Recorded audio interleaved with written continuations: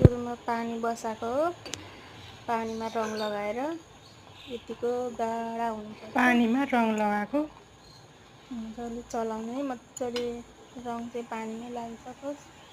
त्यसपछि दुध लगाउनुपर्छ। दुध चाहिँ अलिक पानीभन्दा धेरै लगाउनुपर्छ, अनि बाक्लो मिठो हुन्छ। अनि मजाले